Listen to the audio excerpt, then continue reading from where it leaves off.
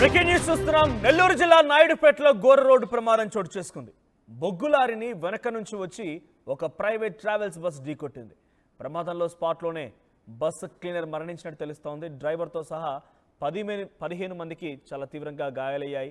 ఒంగోలు నుంచి బెంగళూరుకు వెళ్తుండగా ఈ ఘటన చోటు చేసుకుంది. ప్రమాద సమయంలో బస్సులో 30 మందికి పైగా ప్రయాణికులు ఉన్నారు. మనం చూస్తున్నాం ఆర్టీవీ స్క్రీన్ పైన.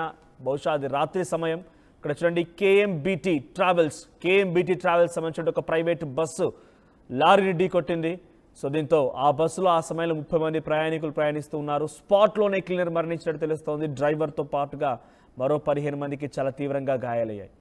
అందుకే చెప్తూ ఉంటారు, రాత్రి సమయాల్లో కొంత ఆచితూచి వ్యవహరించండి. మరి ముఖ్యంగా లారీలు, ఈ లారీలే డైరెక్ట్గా యమ రూపాల్లో కనబడుతున్నాయి. కొన్ని సందర్భాల్లో వాళ్ళే ఏకంగా యముడు దగ్గరికి పంపించినట్టు కొంతమంది యమకింకర్లు అంటారు చూసారా, అటువంటి విధంగా కనబడుతున్నాయి. రోడ్డు పైకి ఎక్కామంటే చాలు, అది ఇసుక లారీయా ఇంకో లారీ చాలా వేగంగా, కనీసం ఆ లారీ డ్రైవర్లకు మరి ఆ ఓనర్లు లేకపోతే ఆ లారీకి సంబంధించినటువంటి యజమానులైనా కనీసం చెప్పాలి కదా. రోడ్ల మీద ఇతర ప్రాణాలు కూడా ఉంటాయి, ఇతర వాహనాలు కూడా వెళ్తూ ఉంటాయి. మరి ఒక్కరే బాబుగారి జాగీరు కాదు లారీ అనేది. సో ఇక్కడ ఎందుకు ఈ మాట మాట్లాడాల్సి వస్తుందంటే, చాలాగా ఇటువంటి ఘటనలు చోటు చేసుకుంటున్నాయి. ఇటీవల కాలంలో పర్సనల్గా నేను కూడా ఒక సందర్భంలో ఆదిలాబాద్ టు హైదరాబాద్ ఈ రోడ్డు పైన వస్తున్నటువంటి క్రమంలో లారీలు ఎక్కువ హెవీ శాండ్ లోడ్తో వచ్చి పరుగులు పెడుతున్నాయి. వారంతా డ్రైవర్స్ అందరూ కూడా అప్పుడే ఒక పార్టీ చేసుకున్నారట. పార్టీ నుంచి బయలుదేరి కొంత మధ్య మత్తులోనే ఉన్నారు. అటుగా వెళ్తున్న వారంతా కూడా పోటీ పెట్టుకుంటున్నారు. లారీలతో రైడ్ చేస్తున్నారు. వాళ్ళు బైక్ రైడింగ్ అనేది లారీలతో రైడింగ్ చేస్తూ రేసు పెట్టుకుంటూ ఓవర్టేకులు చేయడాలు, స్పీడ్గా వెళ్ళడం కోసం పోటీ పెట్టుకున్నారట. పక్కకు వచ్చేటువంటి ఒక కార్కి ఢీకొట్టి కారు బోల్తా కొట్టింది. సో వెంటనే లారీ డ్రైవర్ అదుపులో తీసుకున్నారు పోలీసులు. సో నిజంగా ఆ ఘటన కళ్ళెదుట జరిగినప్పుడు నిజంగా అనిపించింది, ఈ లారీలు అనే దానికి డెఫినెట్గా రోడ్లపైకి ఎక్కడానికి కోసం కొన్ని అనుమతులు, కొన్ని రకాల రిస్ట్రిక్షన్స్ ఉండాలేను. లేదనంటే సపరేట్గా వారి కోసం ఇంకొక సపరేట్, నేను ఈ మాట మాట్లాడడం తప్పేమో కానీ సపరేట్గా రోడ్ వేయించడం తప్పలేదేమో. ఎంత దుర్మార్గంగా, ఎంత ఓవర్ స్పీడింగ్తో వెళ్తున్నారంటే, హైదరాబాద్లో కూడా ఓవర్ ట్యాంకులు, వాటర్ ట్యాంకులతోని హెవీ లోడ్తో వెళ్తున్నటువంటి వెహికల్స్ అన్నీ కూడా డైరెక్ట్గా దాని ఒక చిన్న బైక్ లాగా, ఎక్సెల్ బైక్ స్కూటీలు వాడినప్పుడు అప్పుడప్పుడు ఇలా అనిపిస్తుంది, హెవీ బైక్స్ వాడిన తర్వాత ఆ రకంగా తిప్పుతూ ఉన్నారు. మరీ ఫుల్ సౌండ్, క్యాబిన్లో ఫుల్ పాటలు పెట్టుకొని ఫుల్ సౌండ్తో వెనకాల హారన్ కొట్టని వాడు చచ్చిపోని వెనకాల, వీళ్ళకి ఏం సంబంధం లేదు. ఇప్పుడు బహుశా ఇటువంటి ఘటన జరిగింది అక్కడ కూడా. సో లారీ డ్రైవర్ నిర్లక్ష్యం కారణంగానే ఈ ప్రమాదం జరిగినట్టుగా కొంత అంచనా వేస్తున్నారు. ఏదేమైనా ప్రస్తుతానికి ఆ బస్సులో ప్రయాణిస్తున్నటువంటి ఒక క్లీనర్ మరణించాడు. నెల్లూరు జిల్లా నాయుడుపేటలో ఈ ప్రమాదం జరిగింది. క్లీనర్ మరణించారు. బొగ్గు లారీ వెనక నుంచి ప్రైవేట్ బస్సు ఢీకొట్టింది. సో ప్రమాదంలో క్లీనర్ మరణించాడు. 15 మందికి డ్రైవర్తో సహా తీవ్రంగా గాయాలయ్యాయి. సో మరిన్ని అప్డేట్స్ మా ప్రతినిధి గయాస్ సిద్ధంగా ఉన్నారు. ఎస్ గయాస్, సో అప్డేట్స్ ఏంటి, ఏం జరిగింది, ఈ ప్రమాదానికి గల ప్రధాన కారణం ఏంటి? మనోజ్, అర్ధరాత్రి 12 గంటల సమయంలో ఇట ఒంగోలు నుంచి బెంగళూరుకు వెళ్లే ఒక ప్రైవేట్ ట్రావెల్స్ కరెక్ట్ నాయుడుపేట దగ్గరకు వచ్చేటప్పటికి జాతీయ రహదారి పక్కన ఒక బొగ్గుల లారీ నిలిపి ఉండడంతో ఈ వాహనం ఆగి ఉంది. వెంటనే ఒక పక్కన ఉన్న లారీ, ఇటువైపు వెళ్లే లారీ దూసుకుంటూ పోవడంతో అందులో బస్సులో క్లీనర్ తో పాటు సుమారు ఒక 10 మందికి తీవ్రంగా గాయాలవ్వడం జరిగింది. అయితే క్లీనర్ అక్కడక్కడే చనిపోవడం జరిగింది. ప్రధానంగా లెఫ్ట్ సైడ్ మొత్తము, అంటే లారీ ఒక్కసారిగా చాలా వేగంతో వచ్చి దూసుకుంటా వెళ్లడంతో లెఫ్ట్ సైడ్ మొత్తము క్లీనర్ కూర్చున్న ఫుట్పాత్ కాడి నుంచి బ్యాక్ వరకు మొత్తం దూసుకుని పోయింది. మొత్తం అటువైపు ఉండే లెఫ్ట్ సైడ్ ఉండే ప్రయాణికులు మొత్తం తీవ్రంగా గాయపడటం జరిగింది.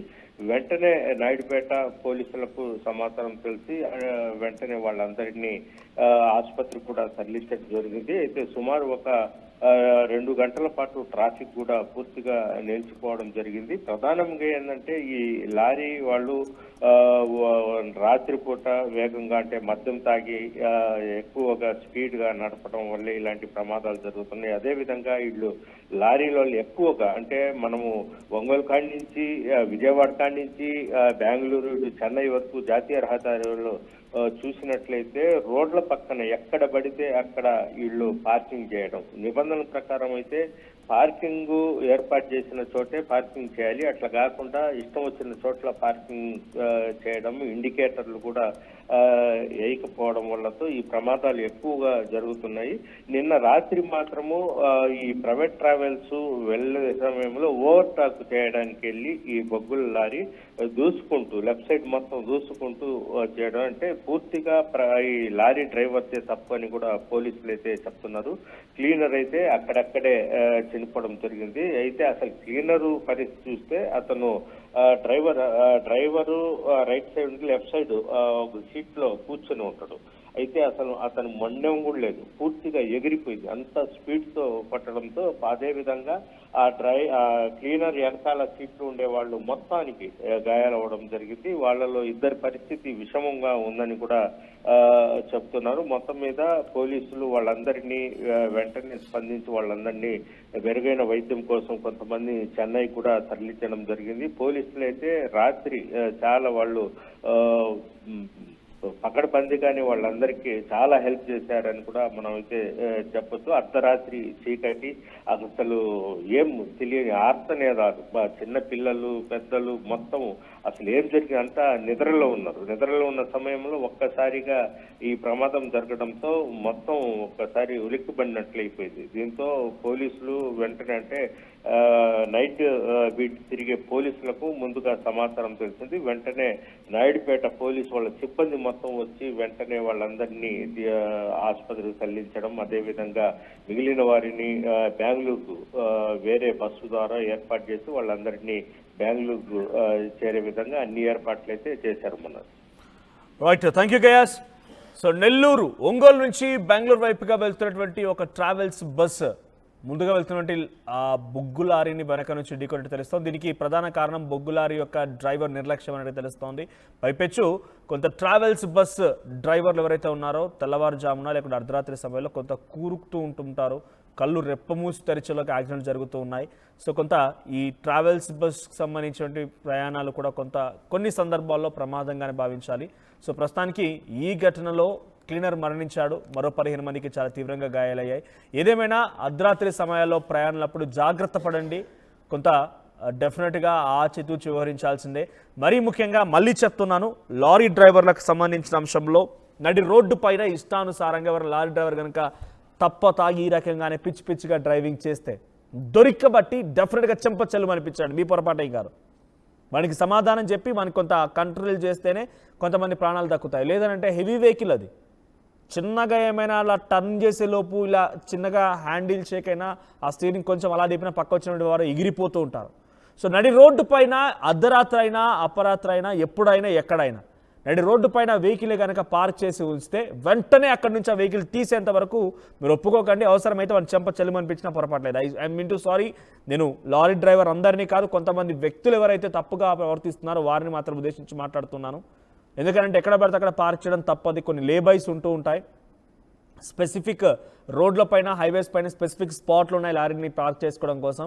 అక్కడ పార్క్ చేసుకోండి, మీ అలసట తీర్చుకోండి, పడుకోండి, ఆహారం వండుకోండి, తినండి, లేకపోతే మీరు ఏం చేస్తారో చేయండి. కానీ నడి రోడ్డు పైన ఇటువంటి వ్యవస్థ ఉంటే మాత్రం పొరపాటు పడటే.